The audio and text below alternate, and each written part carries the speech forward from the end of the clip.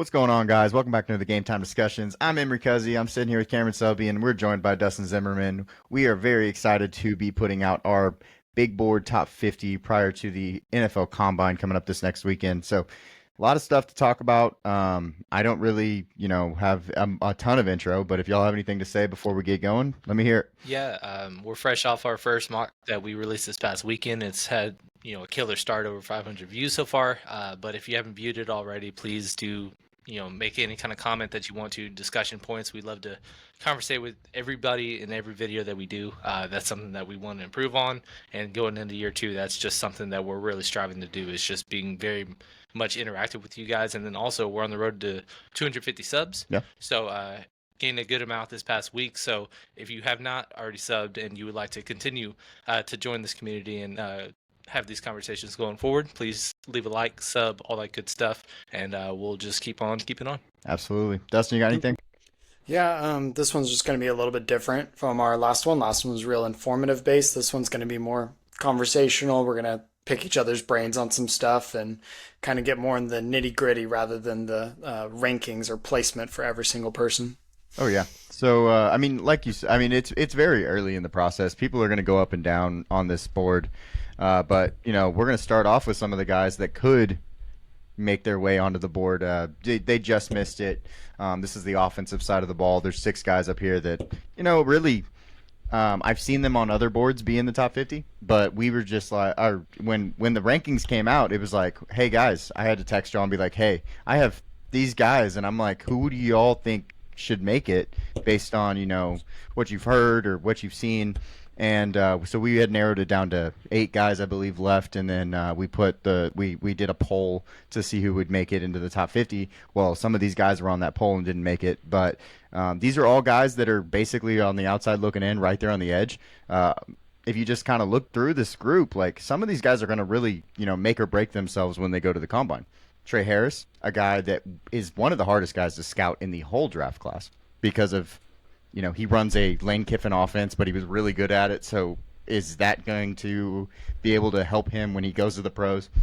Jalen Royal's a name that, got injured. Marcus Bowe, who was, has been in top 50s for big people before recently. Elijah Arroyo, same way. So there's just a bunch of guys on this list that, are just right on the edge of making that list, and they could do that if they had a really good combine and possibly pro day even later on in this process. So, yeah, and especially with Trey Harris and Jalen Royals, I think they have massive opportunities in this combine during the week to vault into the top 50, because it is completely wide open, the outside of the top 5 with this position, because it is just not a strong year. And there's guys that we've even put in there that we just don't feel like they have a firm grasp on their spots, and either of these guys can really vault into that discussion. And then Quinshon Judkins is probably going to be the biggest surprise of anybody, just because he's the poppin' name from Ohio State. Mm-hmm. He entered the year as RB1 to start the pre-draft, way too early rankings and all that stuff.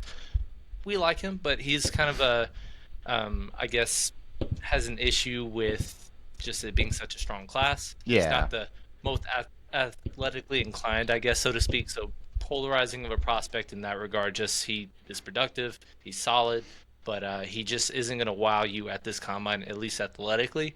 So I don't see him rising in any way. But that doesn't mean that he can't be a very, very productive running back in the NFL. I think his explosion tests are going to be a lot better than his actual speed tests, like his broad jump and his vertical and stuff like that. Dylan Sampson could be one of the fastest running backs at the combine, so he does have that to gain, because really combine doesn't matter as much for running backs. We'll just be very honest about it in normal years, but since this year is so impactful and there's so many good players and all that stuff, running back is going to be kind of defined by the combine this time around, which is a really weird thing for us to have going on.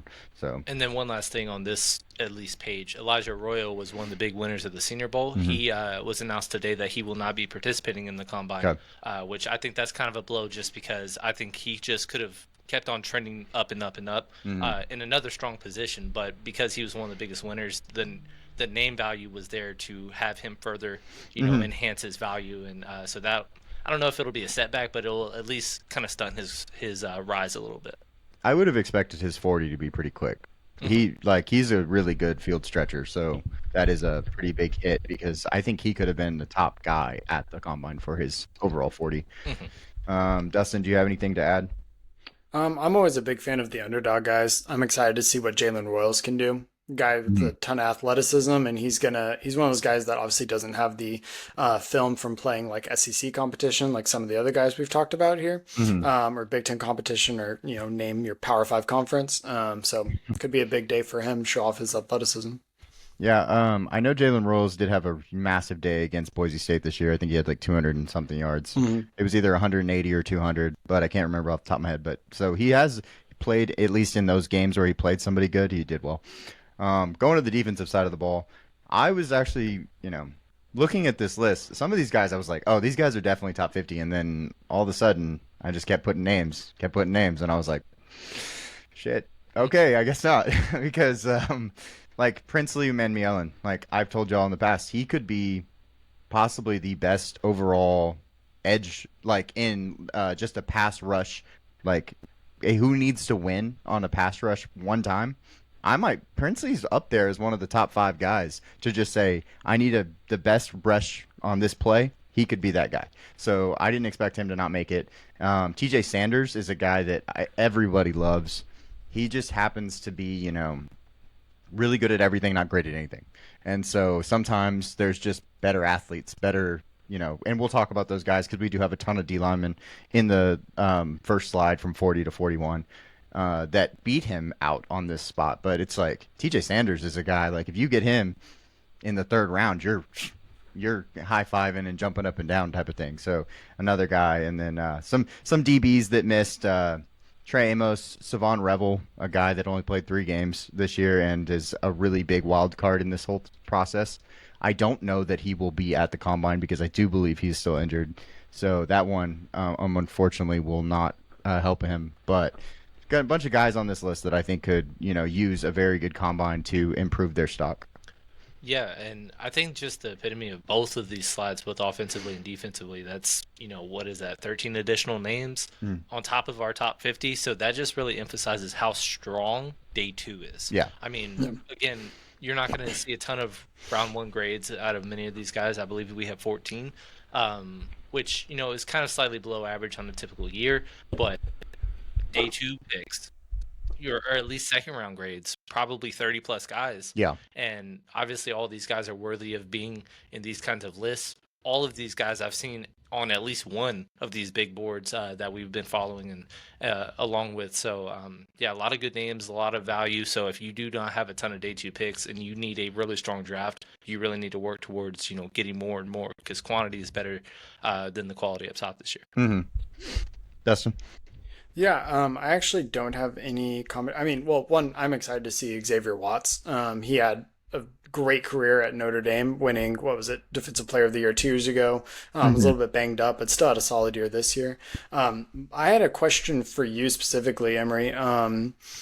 You are spouting off names and we're about to go over a top 50. What all goes into your scouting process as far as like your grading, or where do you even start? How do you progress through it? Tell me kind of the A to Z of how you go through all these guys and figure out what stands out to you. Yeah, so basically how it starts is I start with highlights just like everybody else.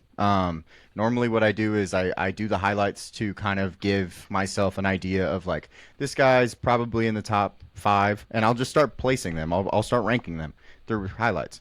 And then that'll give me an idea of like how good the class is too, because I watch as many as I can, of course, like, Sure. defensive line, I probably watch 20 guys. Like it's so deep. But Right. I won't watch guys that I'm like, this is probably a sixth or seventh rounder or a unrestricted free agent guy, because at the same time, like, I have a job and I have stuff to do. But it's also like we talk mostly about the first round to like the fourth-ish round. So I don't want to just start trying to scout everybody and then being like, this is the diamond that you have to get in the seventh round. Like that's not really as productive, because for us, I like, talking about the top guys. So what I'll do is I'll rank them, and then I'll go back, and certain positions you can watch 2 games. Sure. Really, really easy positions to watch a couple games on are like wide receiver. You watch their run reps and then you watch their pass catching reps and like how they run routes and things like that. You don't Right. need 5 games for that. Sure. But there's other positions where you watch cornerback and it's like, holy hell, they don't do anything for 10, 12 plays, and then all of a sudden it's like the ball's maybe run to their side. Right. So watching cornerback, it's a lot harder, and you have to watch like 3, 4, 5 games depending on who it is. Sure. So we start that way, and then to rank them, I actually tier them within their own position Right. because I think that tiers are a great thing. I believe Todd McShay was talking about how tiers are great, and I'm like, yeah, absolutely. That's how you should kind of think about it because Sure. truly, like, there's some guys that might be a 2 tier a better on a normal day, so they might be first rounders, and then your next best guy is in the 40s. So you don't want to like think of them as like that's 2 and that's 3. You want to think of them as like that's a big difference in overall ability and what you project them to be. Sure. And then I take sections of players that are in what I would expect to be like top 10 guys and that I tiered. I take those guys and then I rank them. And then I take the next set and I rank that. And then from there and so on. Some, of course, overlap. So maybe I'll be like, oh, that guy probably should have been in the tier above. He's probably better than that player that was at the bottom of the tier. And then we rank them all the way down to 50. We'll do that with 100 when we get closer to the draft, and we'll have our top 100. So that's There kind you of go. the total process. I mean, there's a lot that goes into it. I do full write-ups, of course. I Sure. do so that when we do position rankings and we talk, I can have a conversation with y'all about all the things they're good at and all the things they're not good at. Yeah. Upside versus floor, all those things, ceiling versus floor. And then we'll also talk about how that goes into ranking because there's obviously some big, big upside guys in this class that we're going to get to here in a minute. But I might take the floor guy over them because of consistency, time. It's really hard actually to scout and project players. I don't know how people are always like, oh, you should take, a guy that has no production over, just like and like traits versus production are a very hard thing to predict. Yep. And so a lot of times that is the hardest those are the hardest players to figure out and try to get in the right places. So otherwise though, it's actually kind of easy. You kind of watch Yep. their film and you're like, "Oh, this guy's really good," or "This guy's pretty good." And then you Yep. can kind of like put them in buckets, and then from buckets you can easily rank them. Yeah, I think you Very really nailed cool. the head with the tier system, just because this isn't an exact science, and at the end of the day, we shouldn't be held to the standard of like you rank this guy 38th and this guy Right. 40th, because at the end of the day, we're combining a lot of elements into this thing, and it's hard to say this defensive lineman versus this running back on who's the better prospect. Yeah. But at the end of the day, like we usually, especially you have done a great job off air over the 5 years that or so that we've done this, and projecting upside and nailing these later round picks, day 2, day 3. I think doing our Nice. 100 rankings for the first time this year, you're really going to stand out because of how deep it is,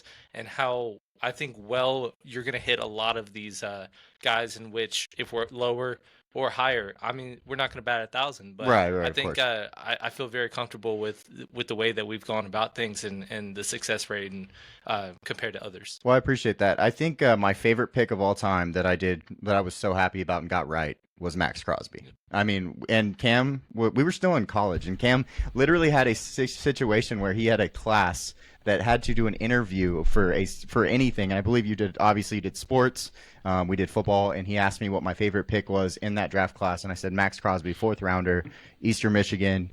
I just love what he does, and he's awesome. Obviously, he was awesome then, and I didn't understand why he didn't have more love. But now I look back at that and I'm like, wow, I felt like that was my like favorite pick, and that's actually one of the picks that I was like, that's why I like doing this. You know what I mean? Like that was like, yeah, hell There yeah. you go. So, but yeah, so we're gonna get into it. 50 through 42.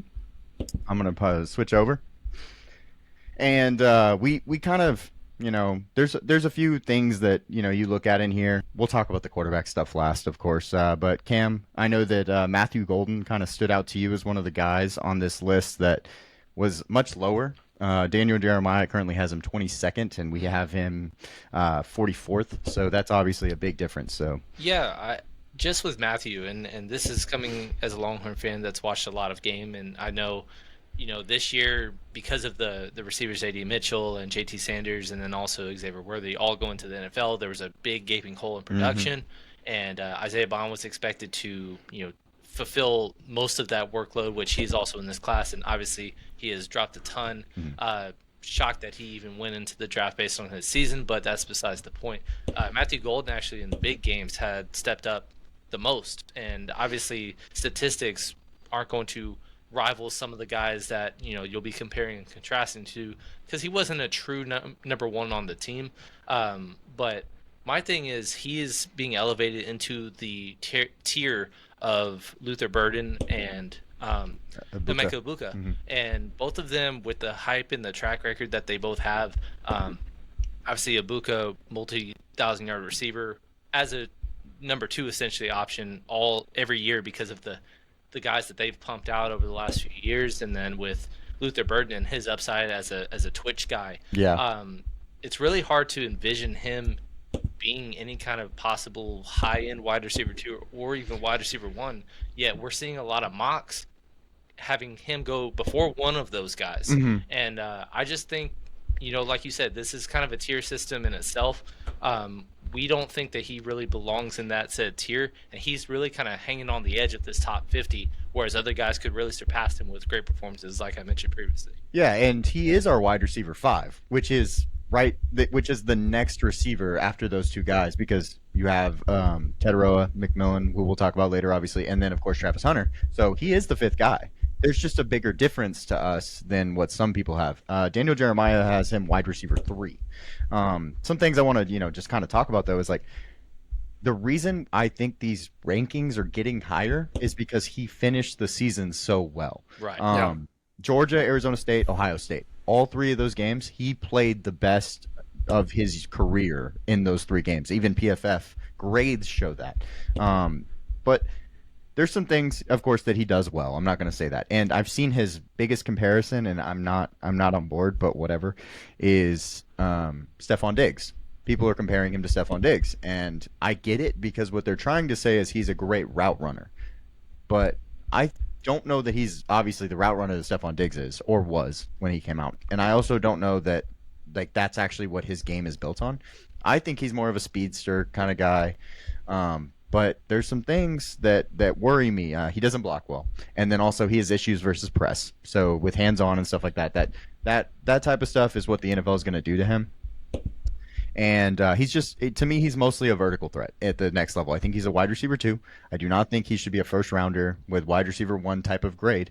But I don't think he's going to be a bad player. He's still in the top 50. Like, that's still awesome. I just think he's a Yeah. wide receiver two over a wide receiver one. I would feel a lot better about him if he had this same kind of productivity and year and he was in last year's class Agreed. because he would be way further down in ranking and he would probably be lost in the shuffle a little bit and then project as like a late third, early fourth rounder.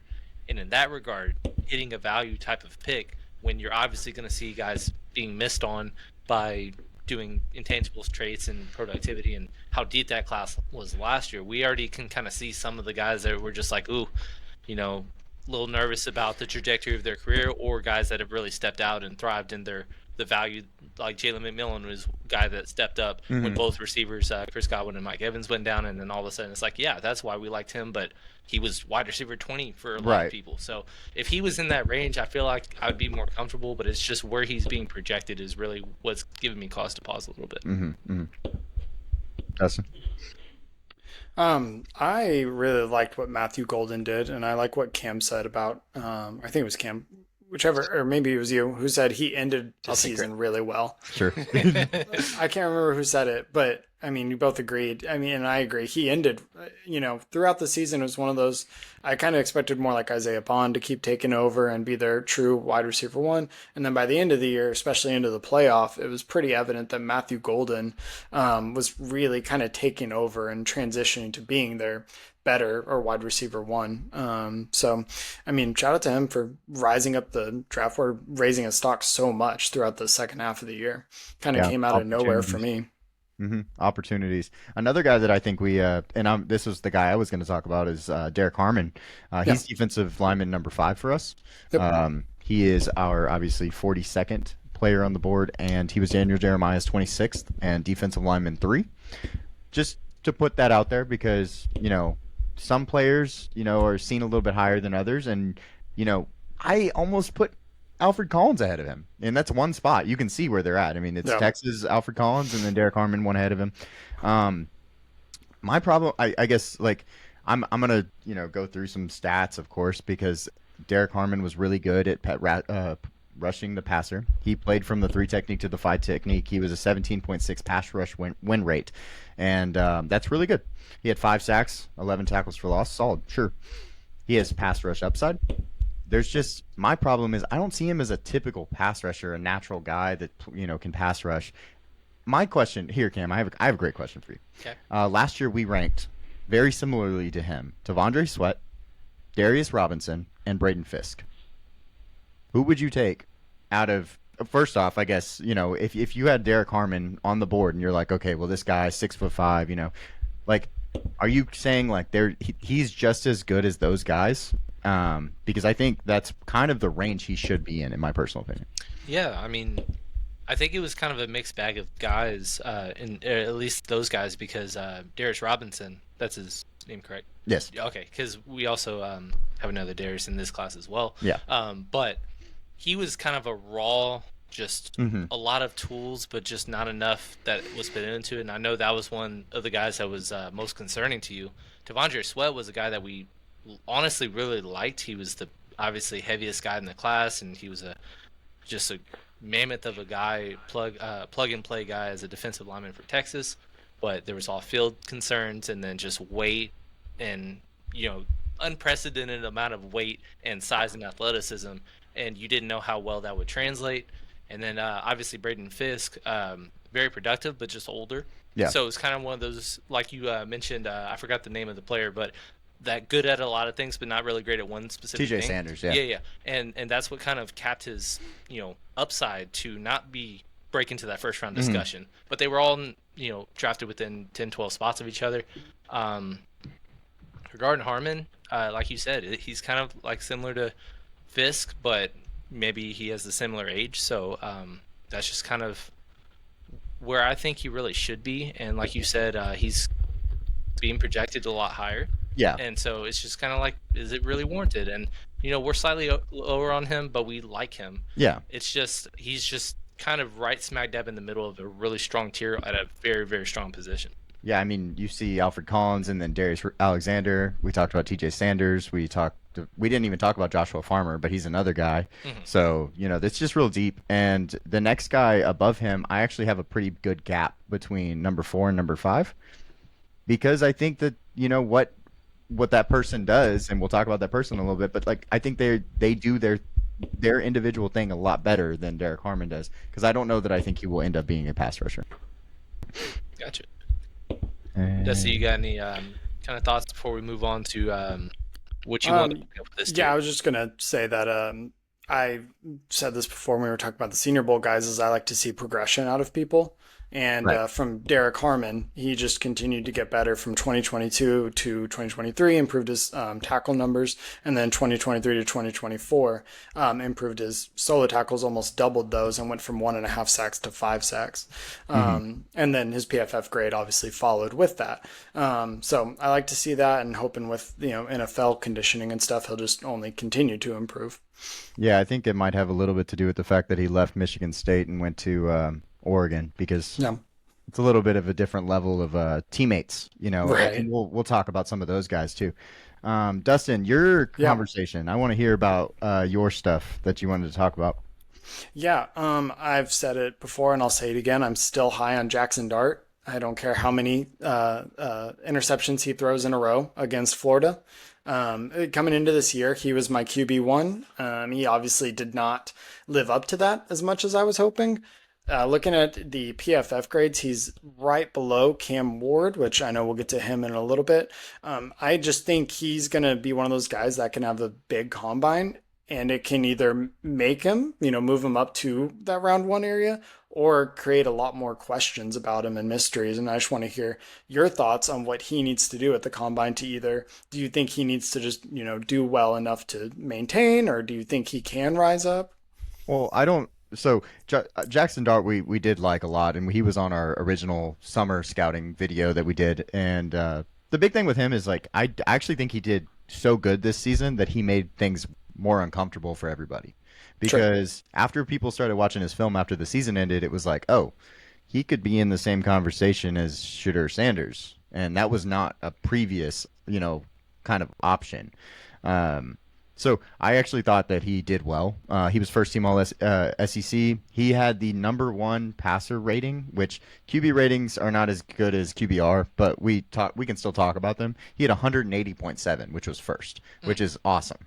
He had a 77.5% adjusted pass percentage, which is great too. He just has some great arm talent. The dude can throw the ball in layers, like insane layers, and Yeah. he can push it down the field. He can arc it. He just does a lot of good things. The just problem is he's a plus level athlete where he can run and move. Problem is he's in a Lane Kiffin offense. I don't think that if we're just going to talk about like who we're going to rank, and we're about to talk about more quarterbacks in a second, but Michael Penix and JJ McCarthy last year, right?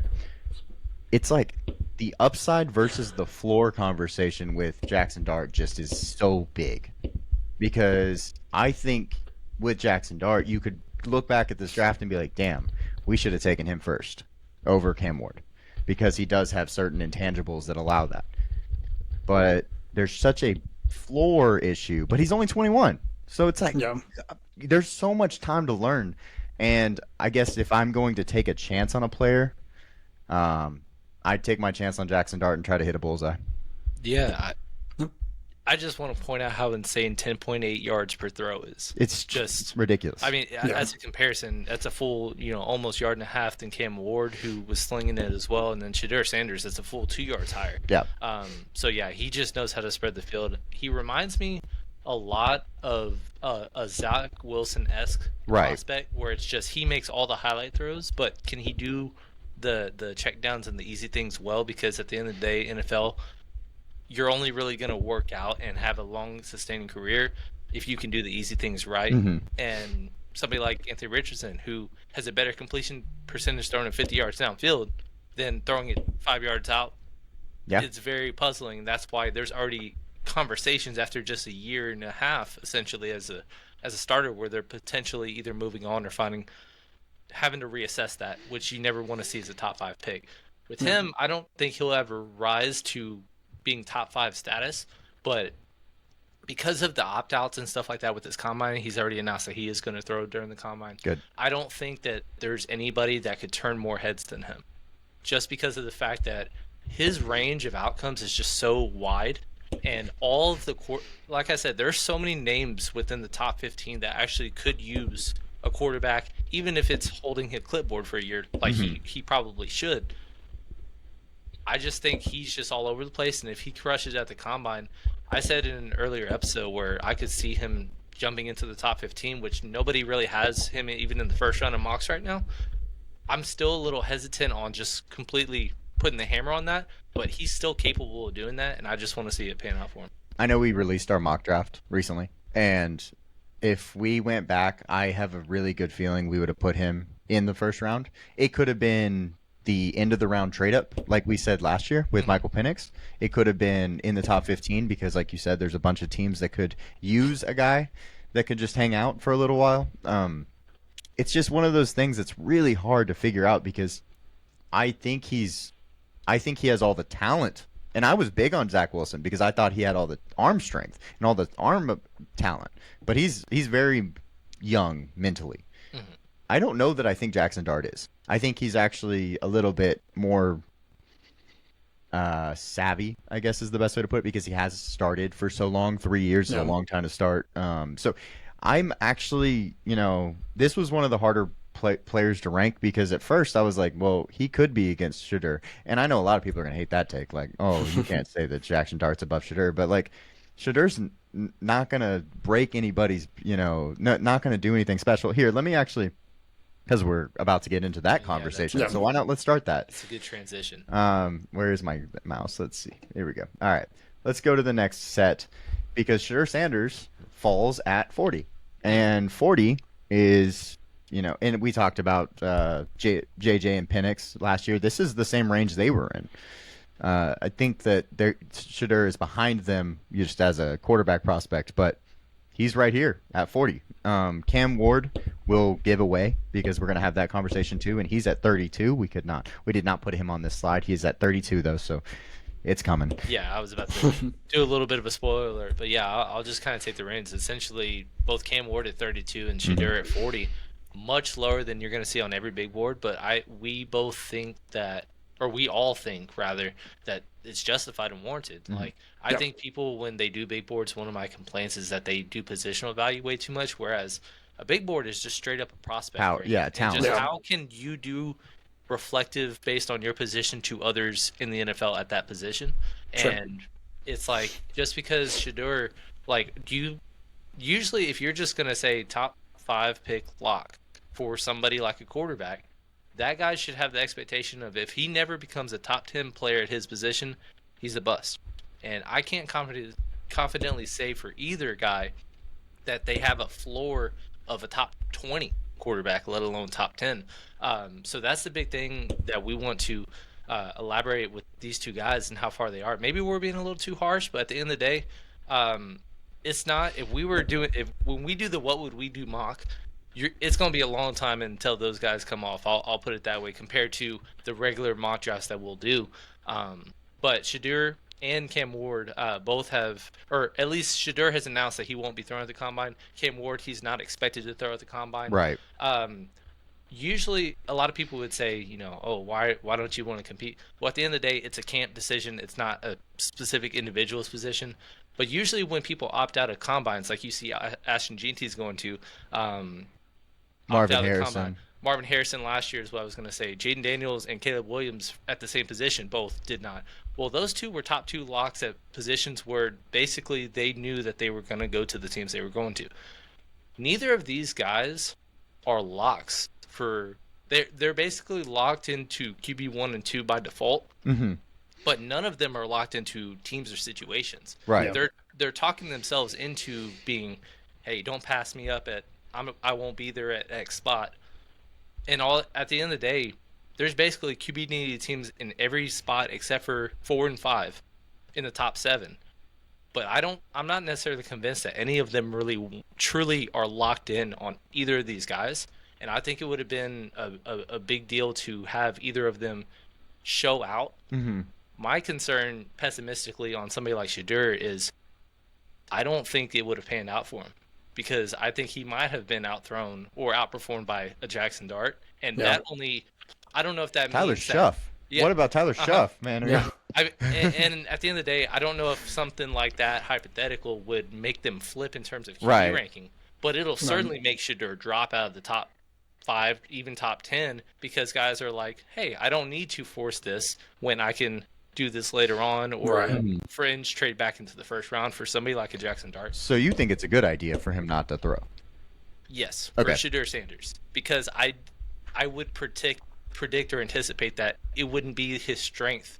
Yes, Yeah. I agree. To Because outperform others. arm talent should throw. That's how I look at it. Arm talented players should throw at the combine. Shadur Yeah. Sanders is not extremely talented with his arm. He's intelligent. He's got good footwork. He's got great accuracy. He had an 81.6% adjusted accuracy. He had a 1.2 turnover worthy plays. That's why you were saying, oh, I could pick Shadur, because he did those things correctly, not because he can go and throw it 90 yards. He's not going to Joe Milton it. It's not going to be one of those things. He was, and he did great this year. I'm not going to, harp on that. It's just projecting him is really actually kind of easy. He's the floor guy, but his upside is actually kind of capped, and I don't see him as a top 10 quarterback ever. He's probably, a top 15, 20 if he does well and goes to the right team. But you know who that's I see not him good. as, which I'm not saying stylistically, but just kind of outcome. Yeah. I think it is Seattle's quarterback, Geno Smith.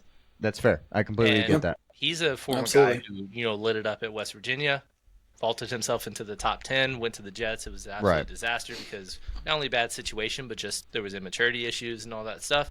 Sure. Then he goes to Seattle, and then all of a sudden, he's proved me way wrong by being there as long as he has. And obviously, he's going to a contract year, but it's not like Seattle's drafted his predecessor or even real.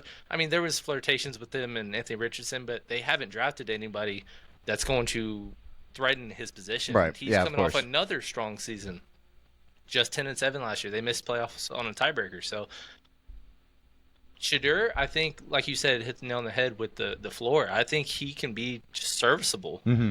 but with the hype surrounding it, with If he the back goes by 3 Dion, overall to the Giants, yeah, that first off, that's a bad situation. And quarterback is all based on situation. We talk mhm, about that every year.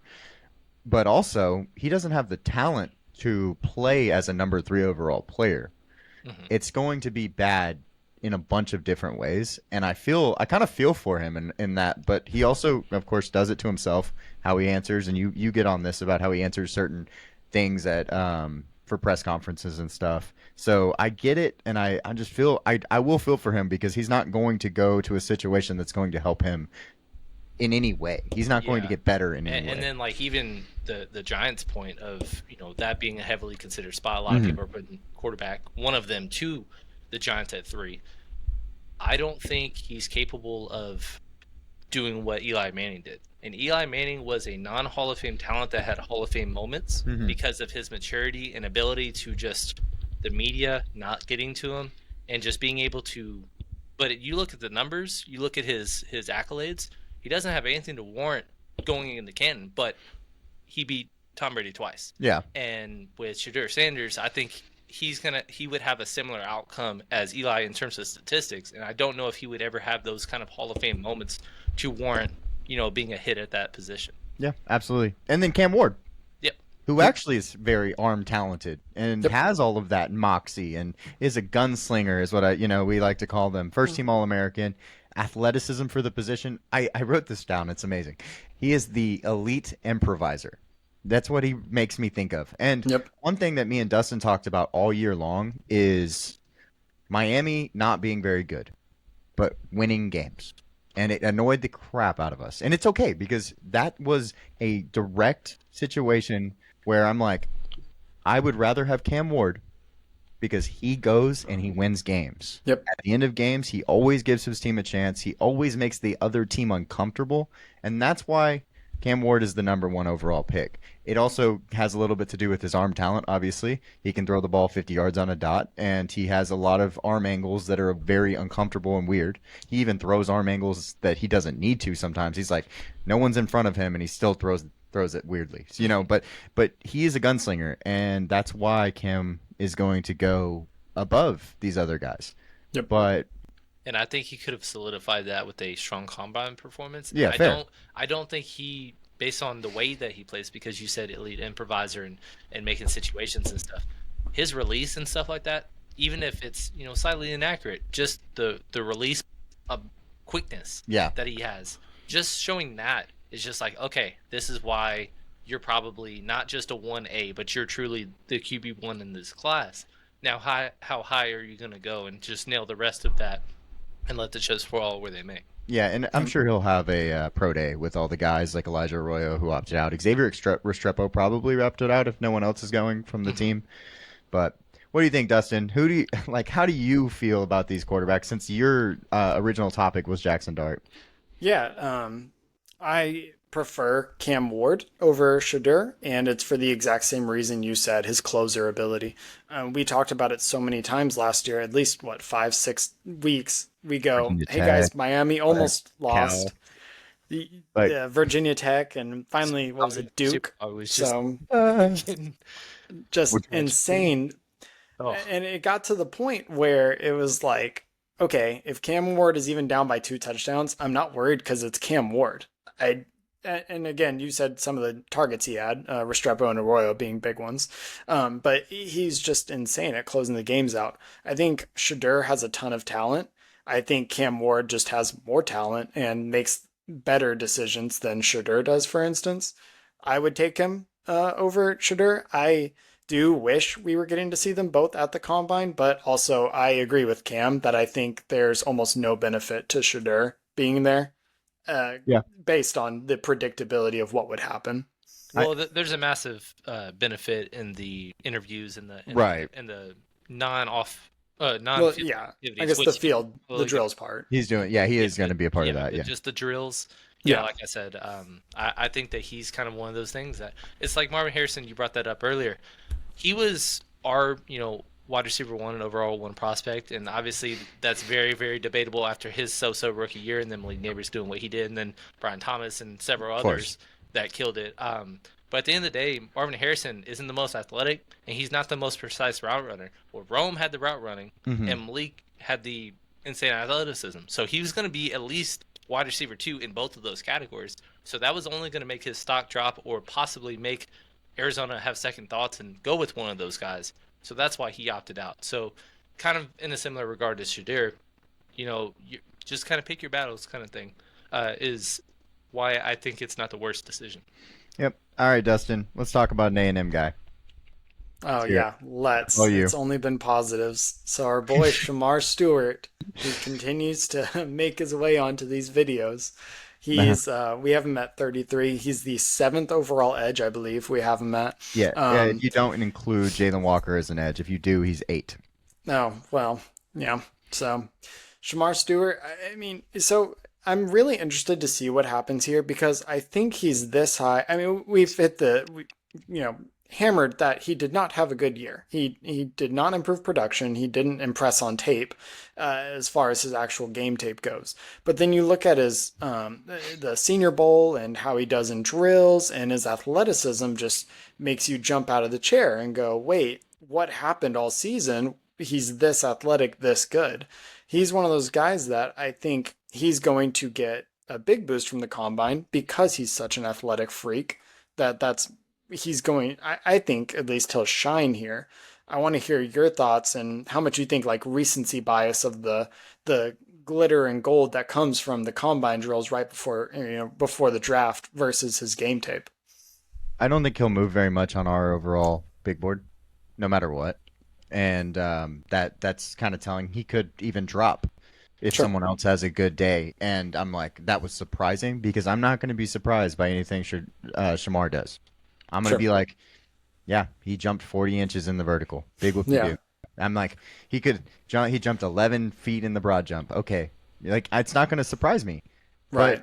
But so that's the biggest thing is like he of course can go to the combine and look good because that's what he's going to be good at. This is his like if you're going to do something, this is what you're good at. Go to the combine because you're going to kill it. But it's not going to change my thoughts on your film didn't match what your production should have been. Right. You are a one rep king. If you go look at, the Senior Bowl, he's one rep king. He's great at that. That's fine. Yep. I need you to go all the time. And I just think it's just not going to change my feelings on him in that way because there are a lot of other really good edges. This is a deep edge class, but a lot of second round talent and some first round talent.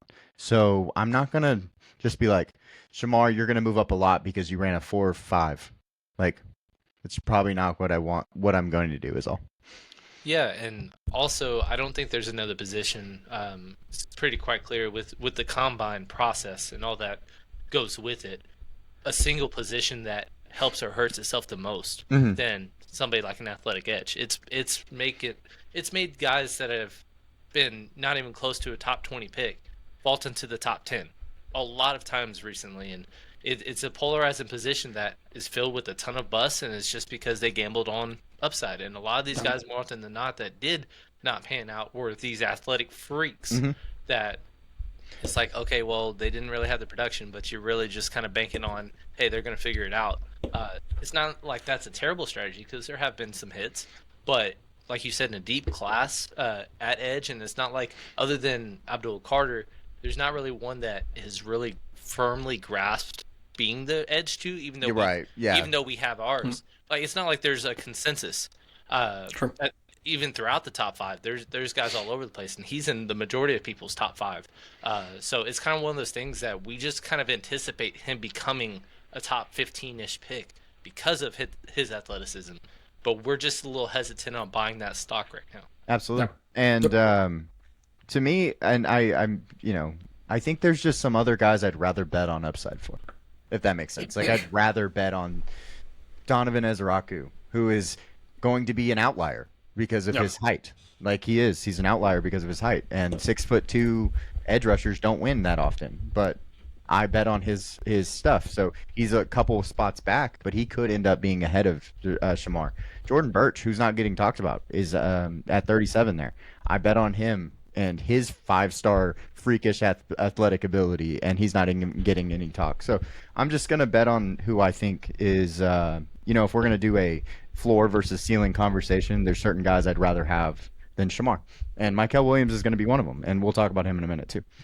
The last, talking point kind of I want to get to is Kevin Winston Jr. versus Nick Manowari, who's up there. Both of them are up there. I just want to talk about styles real quick because Kevin Winston, he played 2 games this year, and in the second game he got hurt in the first quarter. So I don't really count this year at all for him.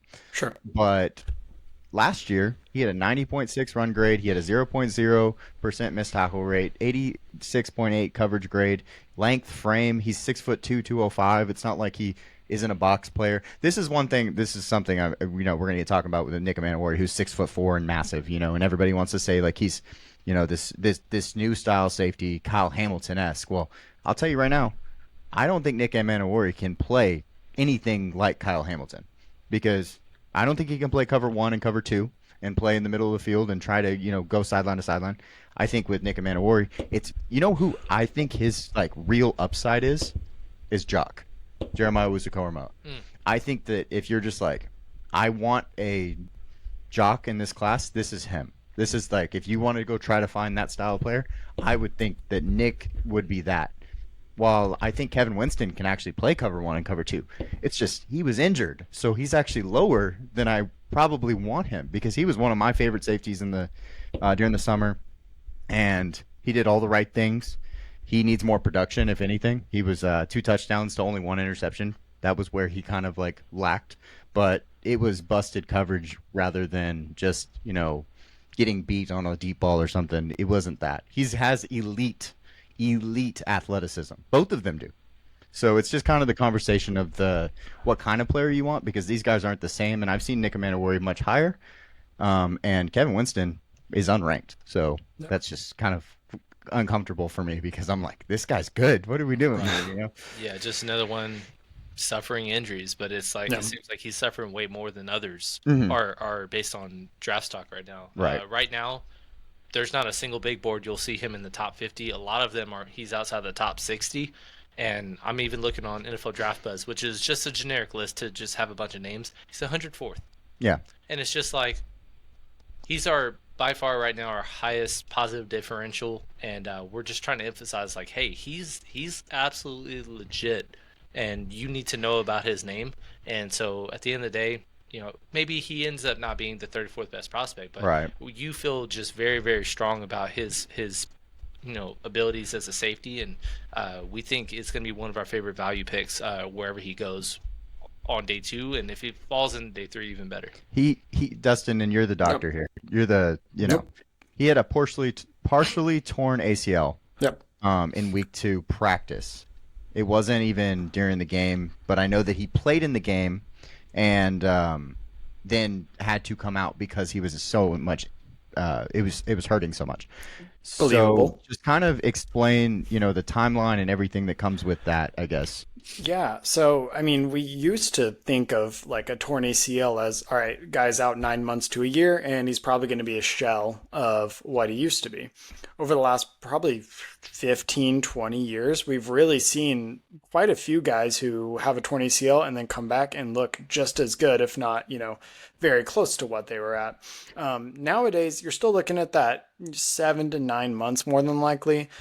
Usually with young athletes, you're going to be getting surgery, whether that be cadaver or using their own tendons from different parts of the body.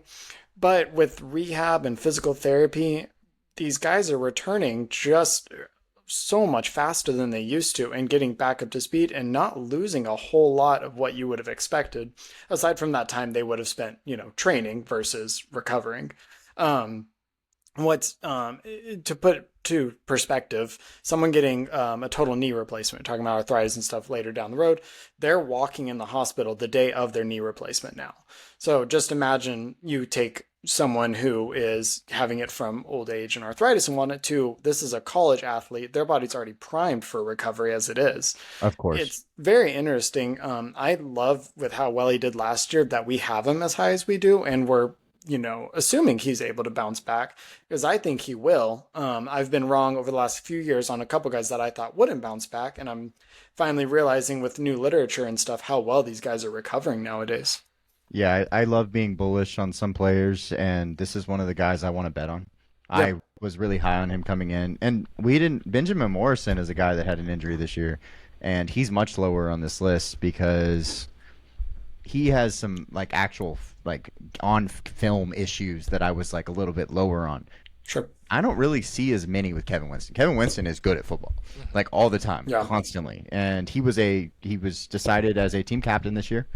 And so on a team like Penn State, who has just legit players everywhere, and that tells me a lot about his character too. So I'm excited about him, and I hope he comes back like you said, hopefully better than ever. So Yeah, and also it's kind of like, even though, like you said, he had a partially torn ACL. Well, some of these DBs fully tore their ACL, and they're still in most people's top 50s and stuff like that. You already talked about how great he was in 2023. 0.0 missed tackle rate. You put that on Twitter a couple days ago, which is just unheard of for a safety.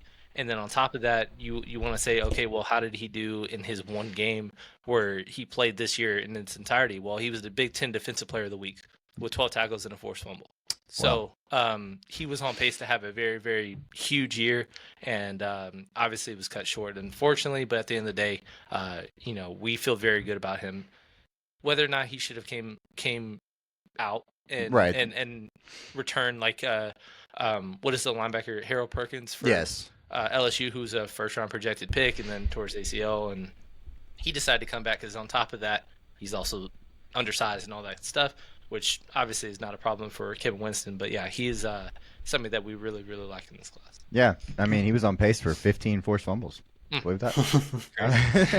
All right, let's go to the next board. On this slide, we did talk about Cam Ward. He was 32 for us, and that's kind of just like talking about where we see these quarterbacks is a lot lower, obviously, like we said.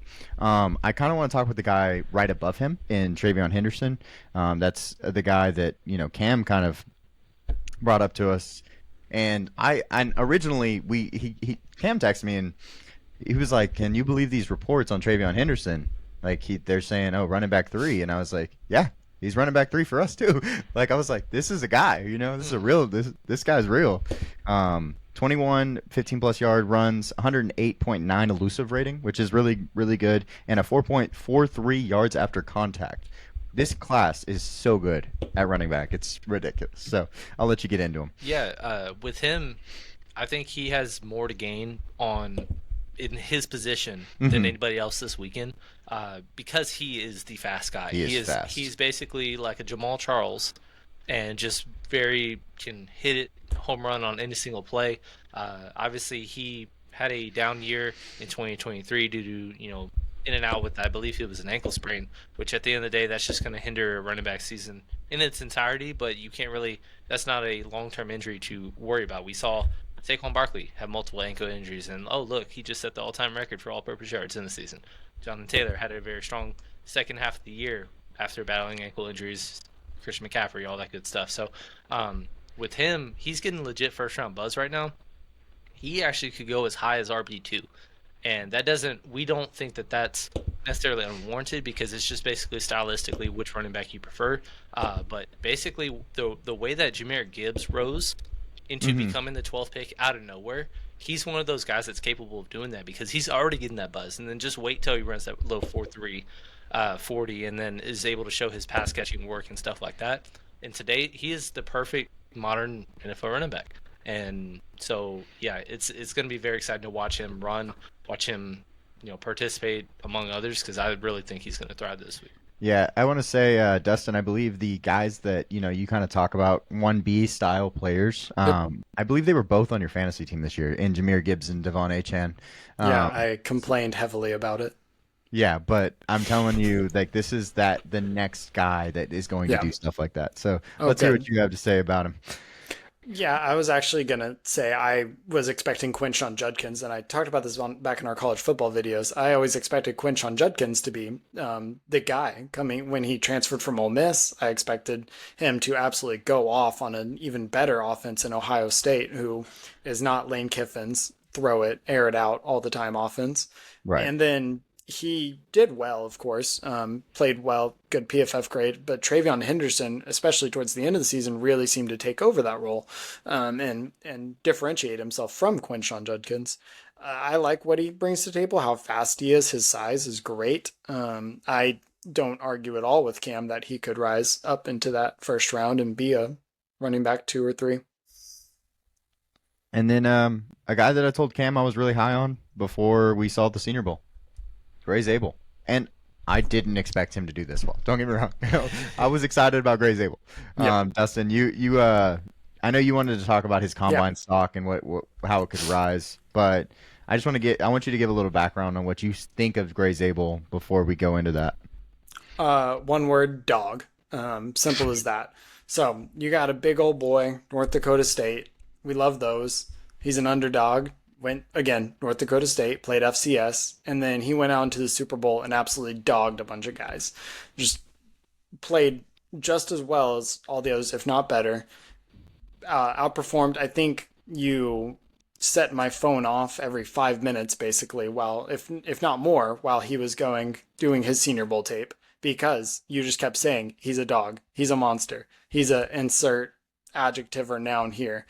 And so, with him being North Dakota State, doesn't have the film against the big guys as much aside from the Senior Bowl. What do you think he can do at the combine to continue to raise his stock? If for the people who haven't heard of him, Well, he played one game against a D1 team. It was Colorado. Colorado. In the first play of the game, he pancaked somebody. He had zero pressures in the whole game. Now, I'm not saying that Colorado's elite on the defensive line. Don't get me wrong. But first play, pancake somebody, and then has zero pressures for the rest of the game. I'll take that guy. He Yeah, won the Senior that's a Bowl, dog. like you said. Has a great anchor in pass pro, and we saw that a lot in the Senior Bowl where he just stood people up that were rushing him. So I kind of like wanted to put this out there, but like there was a solid comparison to our board last year, and I'm trying to go back and forth between our board last year because there's some easier comparisons on certain places, but this is Graham Barton. Played left tackle, moved to center, moved to guard, and did well. So I'm gonna, think that that's probably a similar road, obviously, for Gray Zabel, and we already saw that people want him in the interior because the reason they move him to the interior is because the NFL is asking them to. So I'm very excited about him. He's a dog. He's a dog. Dog. No. Cam, do you have anything about Gray? Yeah, I know dog has the term has kind of been thrown around to where it kind of has become very saturated. But yeah, that was kind of the first thing that I thought of when I've come across him, and there's just so much that he did right Yeah. in the Senior Bowl, and so good track record with schools, translating offensive line and defensive linemen from that school. So yeah, I think he's really fringe first rounder that could, possibly go higher than expected, but is one of the safest offensive linemen to me to just go right away and contribute at multiple positions wherever you want to put him. Fair. I did want to point out one thing about this slide is there are so many Ohio State players on it. You Oh, yeah. have 4 Ohio State players just hanging out up there. Tyler Williams and then Emeka, Jack, and Travion. I mean, that team was just so good at football. Yeah. The next guy I want to talk about, though, is Michael Williams, and I think he has possibly the most to gain for like me. Not like for the draft community. I mean, they already think. I mean, I think Todd McShay has him top 5, and I'm not gonna get there even with an amazing combine.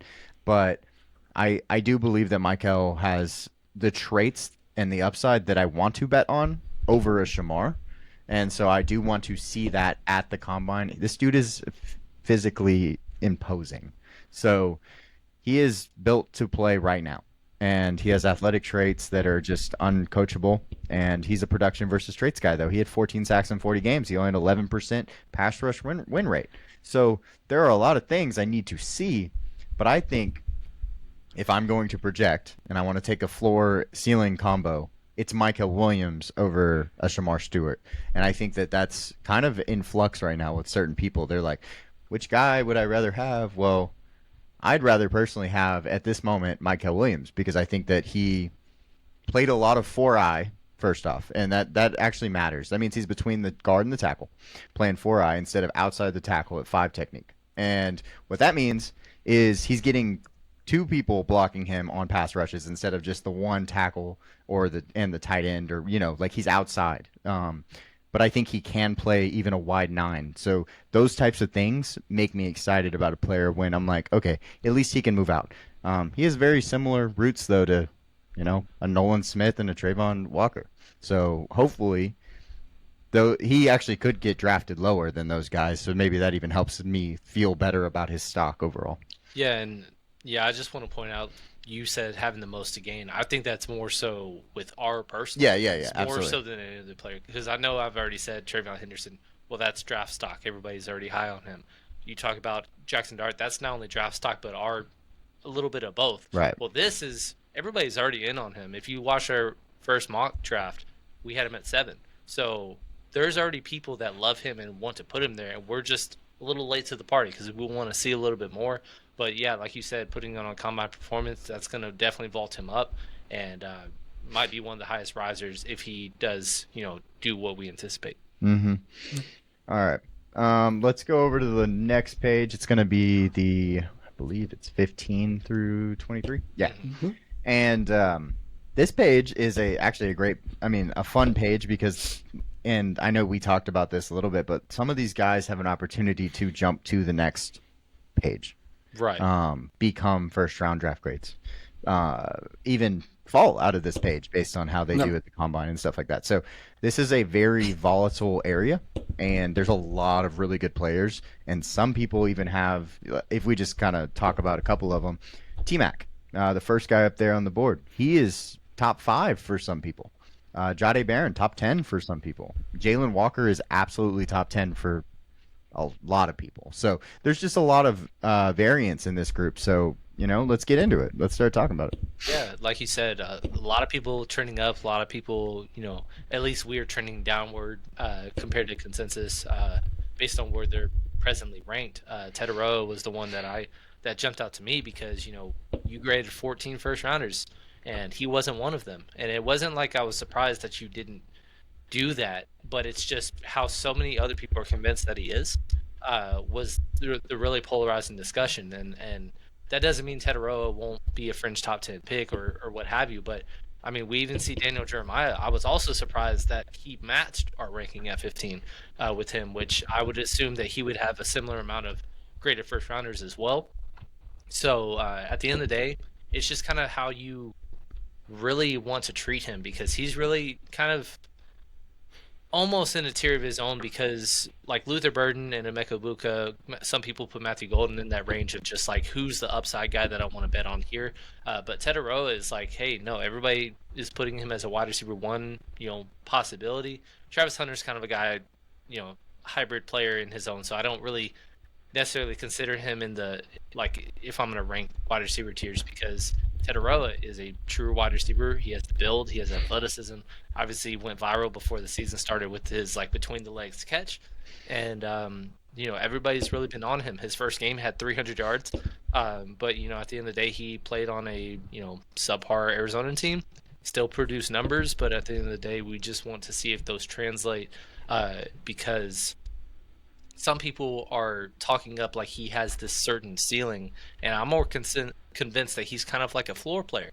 That's not like a knock or a shot, but putting him into a Mike Evans discussion, at the end of the day, all of the respect to Mike Evans and his longevity, his Hall of Fame career, he's never really truly been considered a top 5 receiver. He's just been the solid guy that gets you 1,000 yards or 10 touchdowns. I see Tetaroa as being the same kind of guy. Can he break into the ceiling of being one of the elite receivers, which possibly warrants being a top 5 to 10 pick?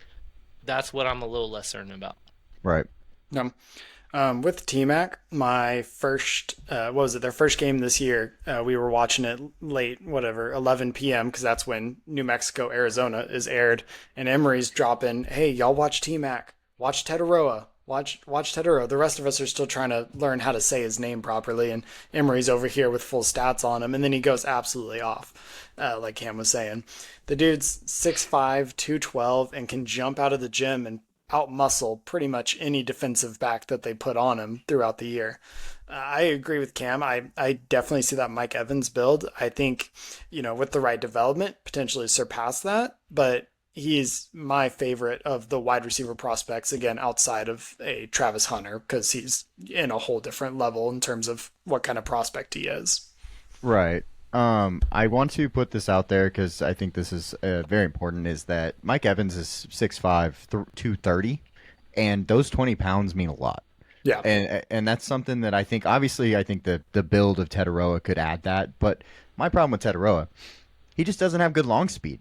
Like Yeah. he's just not fast, and it hurts his separation ability. Of course, he's a great contested catch guy, but it's because he has to have highlights of him making contested catches Yeah. since he couldn't get off of press and couldn't get away from separation. Now, I'm not mad at Tetaroa for being that guy. That's not a bad thing. But we did have a Keon Coleman last year, and we had problems with that because he didn't have the same separation. There's a big gap between Tetaroa and Keon Coleman. I'm just making that that case.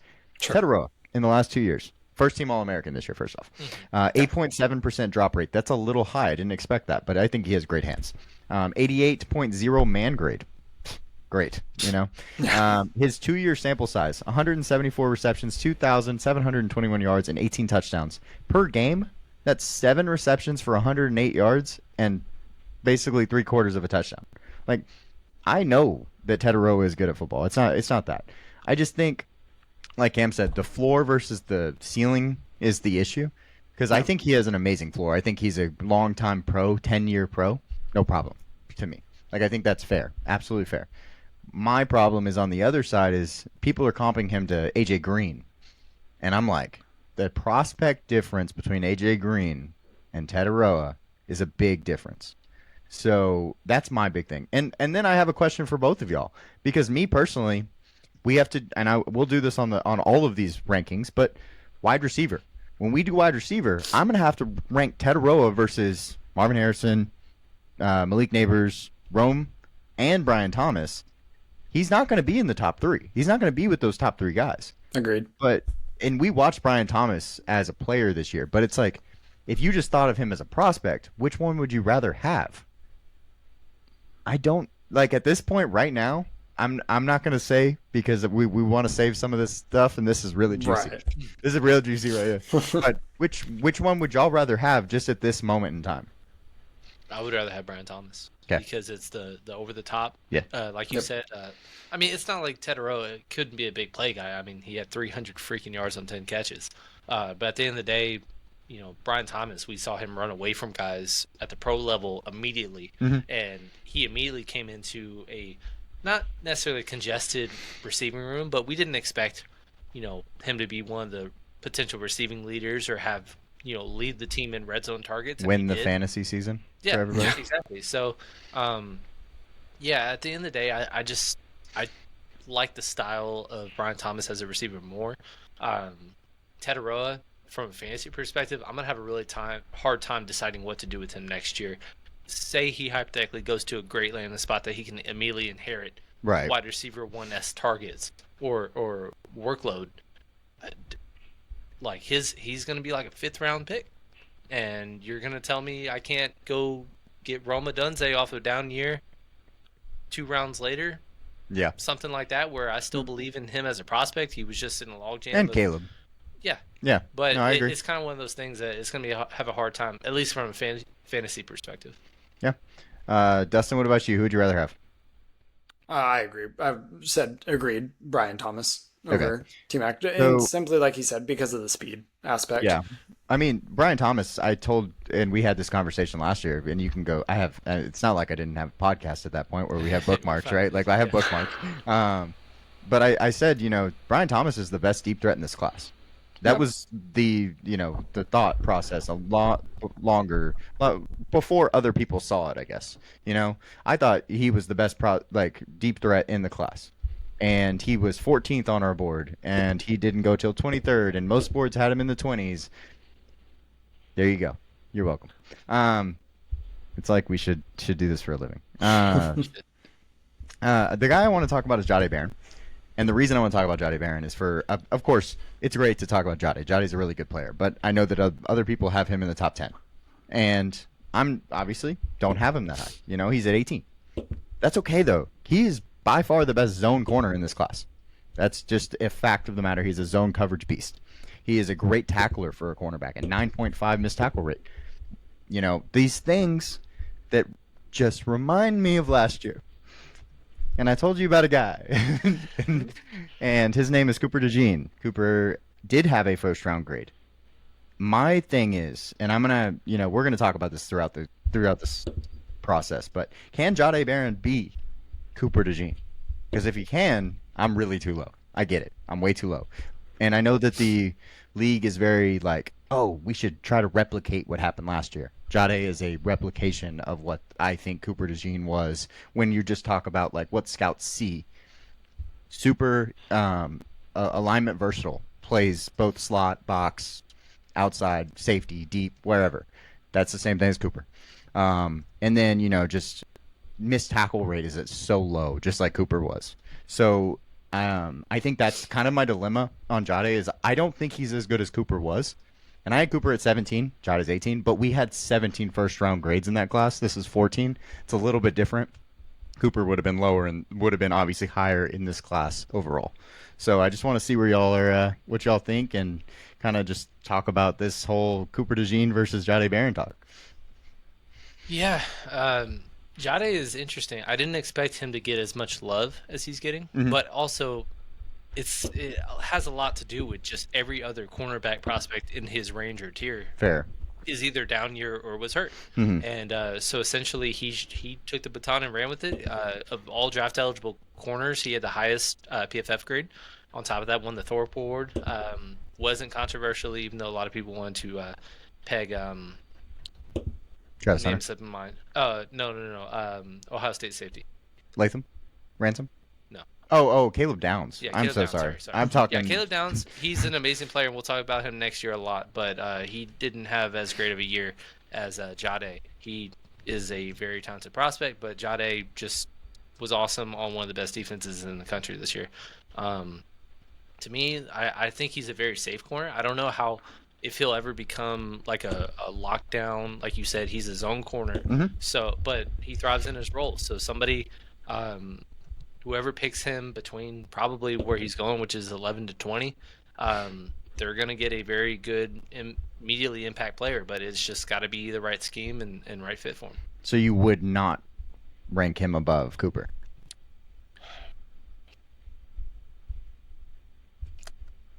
I would say I mean, it's very close. It's not like it's I'm so like close. I'm not like It's so close. And I would say yes, but it's not like it's a ton of confidence. And Cooper DeJean, just for reference, he went, mid-second round last year. And even though we loved him a lot more than that, we still had Cooper DeJean somewhere in the 20s in our rankings. 17. Yeah, or 17. Yeah, he was the last one in the first Okay, round. yeah, we bumped him because a lot of people weren't giving him enough love. But yeah, it's so close Yeah, between the two. Dustin.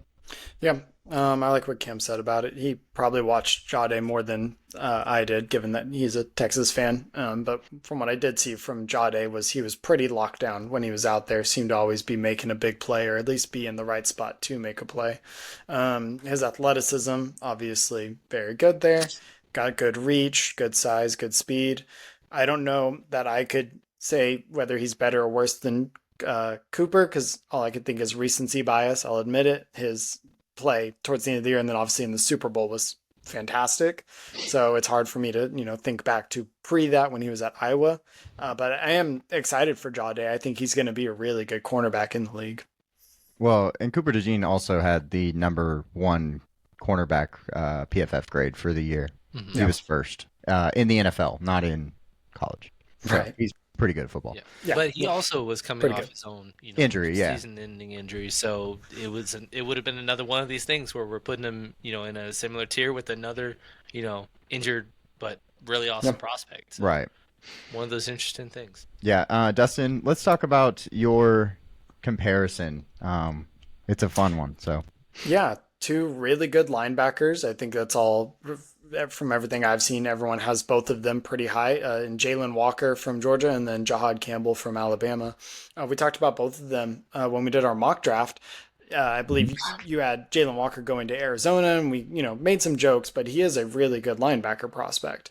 And then Jahad Campbell from the eye test I've had with him is he's just outstanding as well, and all over the field. He's obviously very athletic. They're very similar builds. Jahad's a little bit taller, I believe, about an inch one taller than inch taller, Jalen. the same weight. Yeah. Yeah, and then he had a higher PFF grade, but again, both were outstanding this year. What sets them? What's the differentiator between them to you? Well, I One mean, spot. yeah, yeah. Right. Yeah. I mean, like, 17, how 16, and can 17. how do you think these teams are going to look and go with two guys that are very close like that? Which one they prefer? Well, a lot of teams and a lot of scouts are trying to push Jalen Walker as a edge rusher. If I don't think he's an edge rusher. I can't bet on every single like 6'2" and under edge rusher in this class. Josiah Yeah. Stewart and Donovan Ezraku are not getting that's my problem too. Is like No. Jalen Walker is an outlier in size. And of course, he's a lineman versatile. He's very explosive. He makes the most sense in a 3-4 outside linebacker spot. I actually think Jahad Campbell actually both of them make the most sense in an outside linebacker spot like that because Jahad Campbell came into Alabama as an edge rusher. If you know anybody, that played edge at Alabama before him, Will Anderson and these names, Dallas Turner, these guys are pretty good. So Yeah. he didn't get his opportunity to play there. He had to play inside linebacker, which is Right. fine. But I think that he has enough versatility to also play outside linebacker. I really, really like Jahad Campbell, and I'm possibly like I don't know that I love Jalen Walker as much in a lot of his like he had a 12.1 missed tackle rate. While we already talked about Jahad Campbell having a 5.9 missed tackle rate. Um, third team All American for Walker, but he had a 62.3 run grade. That is the lowest amongst the linebackers that are ranked that I have gone through rankings on. He's just I love him as a chess piece and moving him around. And I'm talking about Jalen Walker, moving him around chess piece wise. He's got a great motor and those types of things. But I have some issues with like he doesn't always play under control. He's just a tweener at the moment. I don't know what to do with him.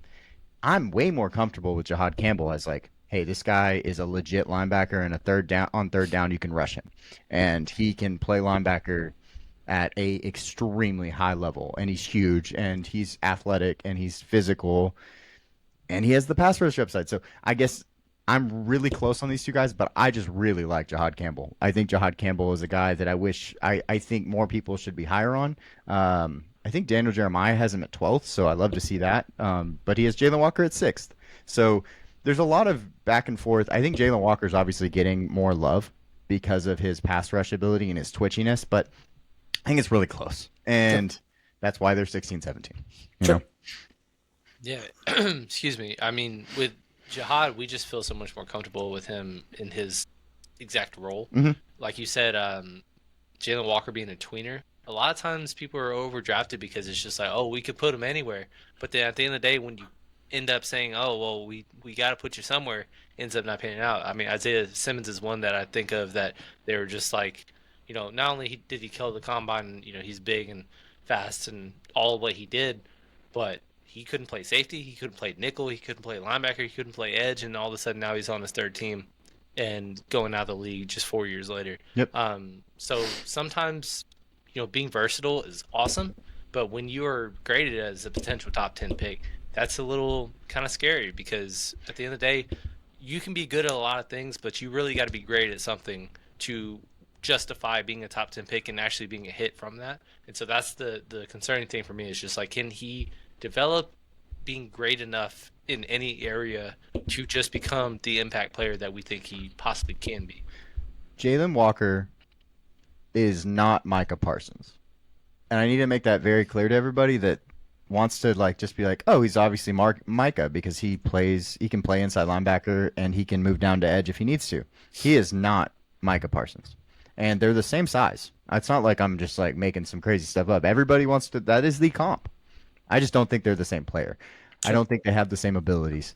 I think Micah is a legit, just top 15 player, top 10 player in the league, and I don't see that with Jalen Walker. So that's kind of my reservations. And also, I just think he's better at linebacker, and linebacker positional value, as we talked about, is lower. I'm not doing that through the rankings, but I'm just saying, like, if he is just a linebacker and that's what he ends up having to be, I don't think he is a top 20 player in this class. So that's how I feel. But I do love his versatility, and I know that if they can get the most out of it, it's great. Now, let's go to the first round grades. First round grades, we have, I believe, 10 of them. Not on this sheet, and then we have blue chip players after this. I love this picture, but there are some guys on this list that are, pretty solid football players, and we've been seeing them either climb boards or people knew about them. One of them that I want to talk about is Walter Nolan. Cam, I know you brought him up, and we all feel really good about Walter Nolan. I'm really excited about hearing this whole the spiel, though. Yeah, I mean, with him, we just think that there's no way that he should be as low as he is on certain, big boards and whatnot. And with like Daniel Jeremiah, somebody that we compare and contrast to a lot because we like a lot of his stuff. Like he just came out with his second ranking today, and he actually dropped him a spot to 27, and we're just like, man, he's just truly like is special, and it took him a little bit to get to that point because again he was a former first overall recruit coming out of high school, and then coming to Ole Miss, and he was on one of the most dominant offensive lines and was the best player on that defensive line. And we just feel really good about how he can translate so easily. And right now he's going to get there, but we're really early right now because I don't think anybody's come close to putting him towards the top 10 yet. Which I'm very happy that they're behind. It's fine. Dustin, let me hear your spiel because Walter Nolan did play for Texas A&M, and then he was our dark horse. He was the dark horse, and I guess maybe we just kind of love him, and that's why he's higher too. Still don't get how you can call him a dark horse, but yeah, I mean, I get it though. It's just watching him at A&M, it was obvious even in his early underclassmen years, the guy was an athletic freak. He's huge and strong, and most people can't stop that man from getting to the quarterback or running back or whoever he's got his target set on at that time. I'm still shocked that pretty much anyone has him outside the top 15 on the big board, which is why I'm ecstatic we have him up at 7. I don't know when others are going to catch up, when they're going to realize that Walter Nolan is really good. I wouldn't be surprised at all if he's drafted much higher than a lot of these other big boards have him for that reason. Yeah, we hope so. That means we would feel better about it. Yeah. And if you checked our first mock out, we put him at 17 to Cincinnati. And at the end, I said that was my favorite person to play our team. Right. Yeah. And I can almost for certain say he won't be there at 17. Like they would have to go up to get him if they want to. It's hard to place him, but it's not like there's not a lack of need there. Anywhere between 6 to 15. Like everybody could use a good defensive lineman, and he will make any team happy the moment they draft him. So I always kind of like looking for calling cards on players, like what makes them so much, just sets them apart from the rest of the group, and his is explosiveness. Like he is so explosive. Like, and I mean, he has violent hands. He'll literally just with his hands knock people onto the ground. His first step is just so powerful, and then something that's overlooked a lot of times is like, you go work out and stuff, and working out's great, but it's actual like strength that you can apply that really makes a difference. and he literally goes from his toes to the fingertips of his hands when he hits people. Like the shock is from the ground.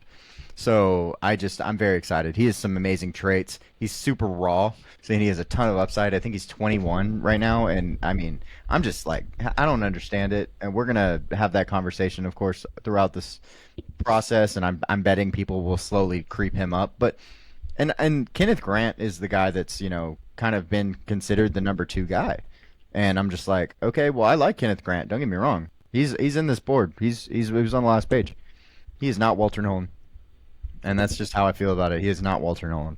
So I'm very excited about Walter Nolan, and he was the dark horse. So maybe I just have a little bit of extra love. But at the same time, no one is going to deny that he isn't exactly what we just described him as. Dustin, you're up. Tell me about James Pierce and Mike Green. They're right there in the 8 and 11 spot. Yeah, so we've talked a lot about the edges specifically. We've talked about Shamar Stewart and how much we're not that high on him. So with these guys, though, Mike Green did very well at a Senior Bowl. Again, another guy outside the Power Five. He played for Marshall, but had a great season. Really high PFF grades. Did really well at the Senior Bowl. James Pierce, obviously, he's at Tennessee. Played really well. Had 9.5 sacks last year, 7.5 this year. So to say 7.5 sacks is a down year for him, kind of shows how good he was, and we almost expected more out of him even. So what sets these two guys apart as far as their upside and why we have them higher than some of the other guys? One thing I want to explain about James Pierce. Tennessee, first off, is ridiculous. They rotate constantly. Donovan Ezeraku, who we also like, Right. had 429 pass rush snaps. He had 16.5 sacks. James Pierce, on the other hand, had 257. So he had 170 less pass rush snaps. And that's a big deal because, Right. Obviously your stats go up when you get to go and get after the quarterback. He had a 23.0% pass rush win rate. That's awesome. So we're talking about James Pierce right now. And he had a 21.4 pressure per snap rate. He's just a very special athlete. Like elite athleticism, and obviously he can add some weight on his frame. He's only like 245. He's 6'4". I think he could be 260, no problem. He is swole as hell, and his first step, he is one of those guys that, and we've seen the Bosa brothers do this, but he practices timing the snap. Yeah. And his first step and his get off is so insane on certain plays when he catches that snap. Like the offensive line has no chance, basically. You got to be Jawan Taylor jumping early to have a chance against this guy because that's the type of stuff he's doing. And his strength can be an issue, but if he adds that 15 pounds that I think he will, he's a young guy. His strength will come with it. He is, and I mean, truly, he has the highest upside of any edge in this class. Sure. Highest. That's Abdul Carter included, and we'll talk about him in a little bit. But this is the guy that has the highest upside of any player in the class for the edge position. So Yeah, and as of right now, leading up to the NFL Combine, there's some reports of potential character concerns. Yeah. Making him fall down draft boards. At the end of the day, that's not really going to change our rank of him one way or the other, but we do know that might really warrant possibly moving him down mock drafts and stuff like that. So maybe he won't become the possible top 10 pick that a lot of people are just like, who is edge 2? Put him to 7 or put him to 9 and let it happen. And we think that he is capable talent wise to be that guy. But, obviously he has to put some of those things to bed at the combine. And if he doesn't impress, then he could very well be a guy jump to the 20s and really becoming a value pick if you can really get that under control, if that is indeed an issue. Yeah, and then Mike Green, 6'3", 251, came in at the Senior Bowl. He did great at the Senior Bowl, like Dustin said. He led the nation in sacks, 17 sacks. He had 22.5 tackles for loss. Look, if you're going to go to a non-Power 5, these are the types of numbers you have to have when you come out to be warranted for a spot like this, okay? He 90.2 run grade, 91.5 pass rush grade. He is a 90 plus in both of his last 2 years. He played wide receiver at Virginia before he transferred to play for Marshall. He played wide receiver first. He's just a quick twitch, and he's one of he just dominated his competition. and that's why he's so high. He's just an absolute stud. So that's why he's up here. It just I couldn't, and I told you, you asked me a long time ago, like who is your top 10, and then I was like, well, if I had to like do it right now, Mike Green is in my top 10, and that was long before we had this Senior Bowl. Right. And Josh Simmons was in my top 10, a guy we're about to talk about, because I love what they did on film, and then the Senior Bowl just kind of checked the box and was like, oh, he is that guy. And so now, obviously, he stays top 10. He's at 8, which is probably higher than anybody has him. I don't think anybody will have him that high, but I don't care because I love the guy. It's cool. And then, we're going to talk about one last guy on this slide is Josh Simmons. He's offensive lineman number 1. I want to talk about, he had an injury this year. He went out in week 6 against Oregon. He will be fine for the season. There's not going to be any issues. I don't think he'll even have a pro day this year, but he is extremely athletic. He's elite athleticism for the position. And there's just certain guys that I would like betting on, and he is one of them. He had 1 total pressure in 2024 through 6 weeks. Second and third level blocker. Like he can get out of his snap and get up to the second and third level no problem all day long because of his elite athleticism. He's got constant foot movement when he is blocking. He's just a good football player, and the athleticism for his size is uncanny to me. We've talked about it. Christian Darrisaw. I have this is the Christian Darrisaw comp, and Christian Darrisaw was one of my favorite offensive linemen in that class. I believe Rashawn Slater and him, were the two, and I had Darrisaw above Slater because I just loved his traits and what he could do athletically, and both of them paid off, so it wasn't like I was wrong either way, but Josh Simmons is another one of those guys that I just think is an elite mover, and he's going to be able to move people off the line of scrimmage. He can pass block with the best of them, so he's just one of my guys. Yeah, and on top of that, if you notice when you're just looking at this page, it's a pretty solid offensive line class, but what you'll notice is a lot of them say OL, OL, OL. It's because, hey, yeah, this guy may have had some tackle snaps or reps, but maybe he's better inside, or teams might push him inside. Kelvin Banks is one of those that's fallen down some draft boards because a lot of people are like, yeah, he's going to be a guard. Or like Mimbu, who we think can be, really good at guard, that people are trying to push him, but maybe he is better at tackle. Well, Josh Simmons, there is no question he is going to be a tackle. Mm-hmm. It's just which side, but he has experience in both. In 2022 he played right side, and then the next 2 years he did play the left side, and like you said, was elite. The thing is, he's coming off an injury. He will not be able to rise or fall on basically anybody's board because he's just kind of, be what it is. But he is the only true pure tackle, even as a left tackle, that can just thrive. And I know we say to separate positional value, but it's like, hey, at the end of the day, you need to be great at something, and we know you're going to be an awesome tackle. A lot of these guys, it's just like, I don't know where you could be. Maybe it's a little easier on the offensive line to move in between tackle and guard, but at the end of the day, sometimes it's not. We see a Joe Tooney get exposed in the Super Bowl and he's a 4-time champ and Pro Bowler and has all the accolades and stuff like that. And as soon as you put him at tackle, all of a sudden it's just like, oh, that's a weakness to exploit. Right. That's kind of one of those things. So he fills one of the most important positions, and he is one of the only ones to truly be defined as a true left tackle. You can always move in. It's really hard to move out, right? That's kind of how we think about it, and that's why Will Campbell, OL, I think he would be a all-pro, perennial all-pro center. I think that's just what it is. I think he'd be a great guard, too, both of them. Kelvin Banks could be a great guard. Armand, I think he's a tackle, but that's another question for another day. But yeah, so this is kind of, how it goes. Top 4, though. And I think that's everything we were going to. Yeah. Top 4. These are the blue chip players. And I think that this is actually going to be very, very controversial. Because Travis Hunter is at 3. And that's probably not normal to anybody right now. But I think Mason Graham is the number 2 player in this draft class. I love Abdul Carter, and we've talked a lot about him, but Mason Graham has not gotten enough love on this, on game time discussions, and that's partly my fault. But let's give some love where it's deserved. He is amazing at football, just amazing at football, and he does everything right.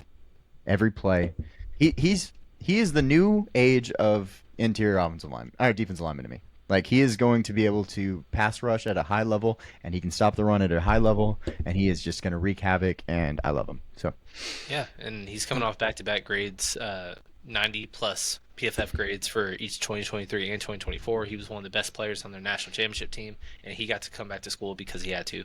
And sophomore. yeah, he's yeah, he's probably the best safe pick you can have. That's not Abdul Carter in this class, and that's why he's jumped all the way up to 2.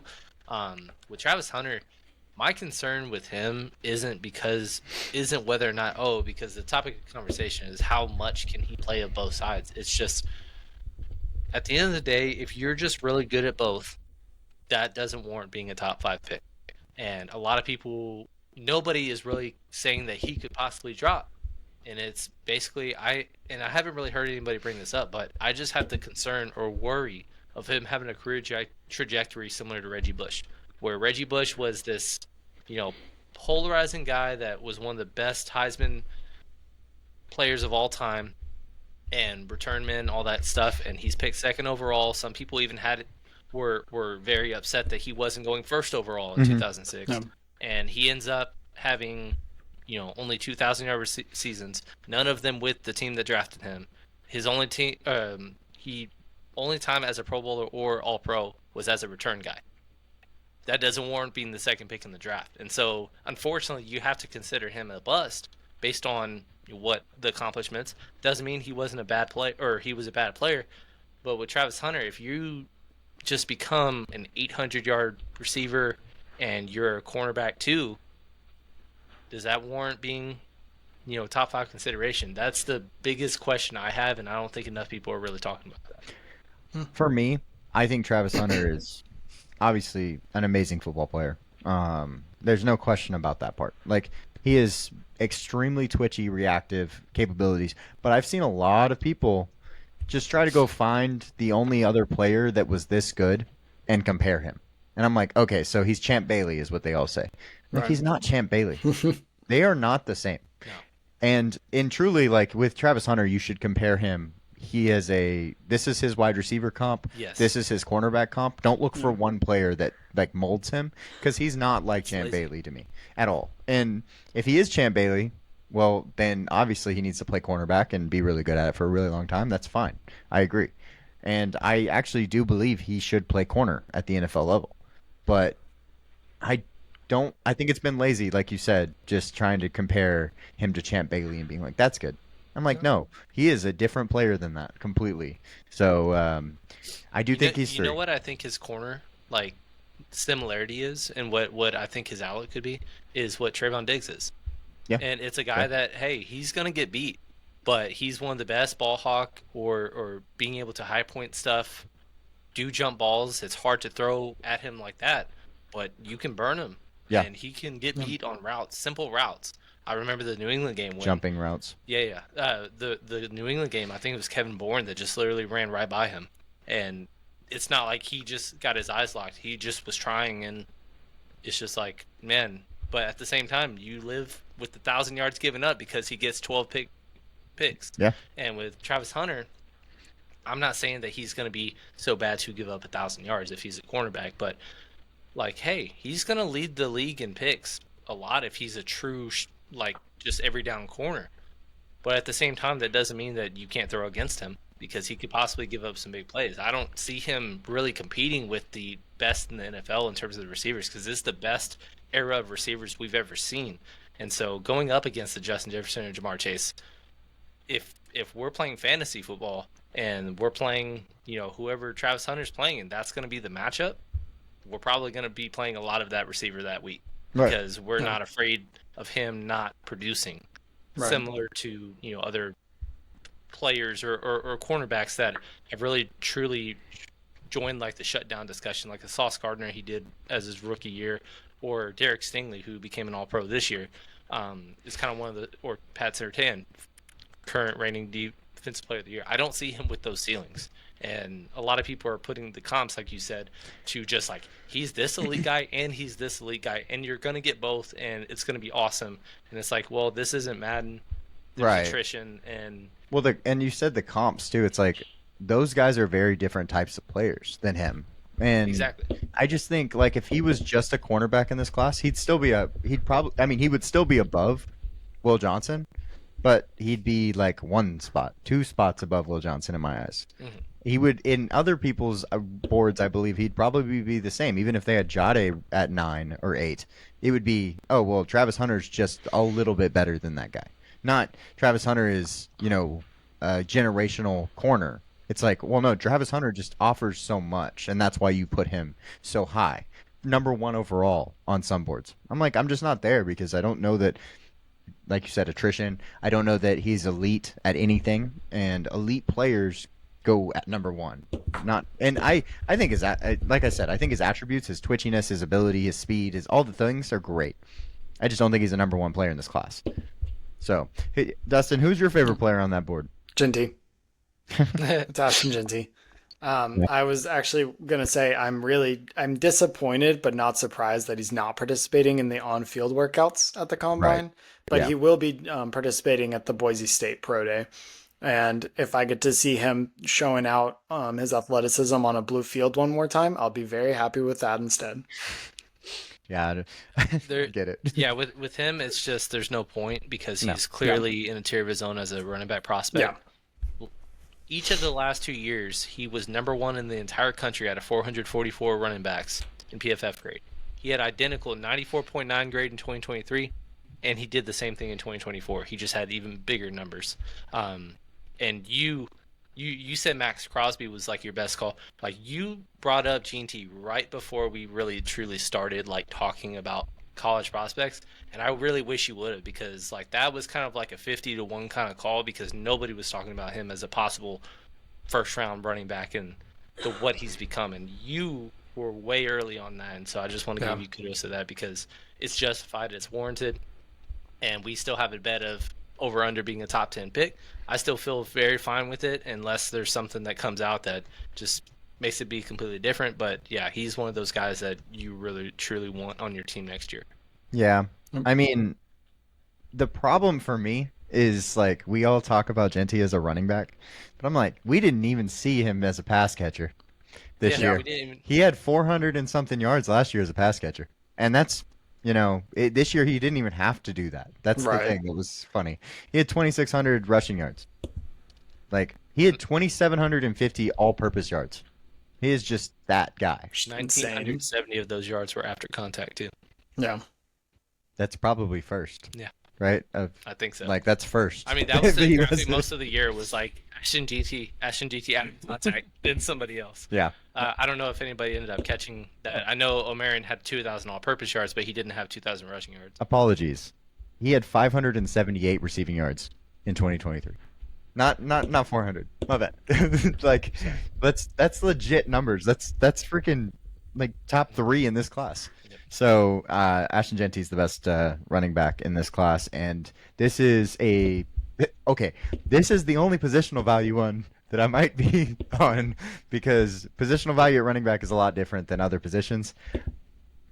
Ashton Genty has possible ability to be the number one overall player in this class. All 4 of these guys, and they're all blue chips. That's why they're blue chips because there's only going to be 2, 3, 4 blue chips in a class, and we had 4 this year. I do believe that, but we'll get 17 first rounders in some classes, and we'll get more other things. There's a lot of 4 blue chips is a lot. First off, second off, there's a ton of second rounders in this class. Like second round grades, there's probably 50, and maybe more because there's just that many good players in this class. So, yeah. Anything else y'all want to talk about I was on going this to page? say one thing I'm going to cap it off the Ashton Genty conversation with was we brought up his yards after contact. He actually set the record for the most yards after contact in a single season.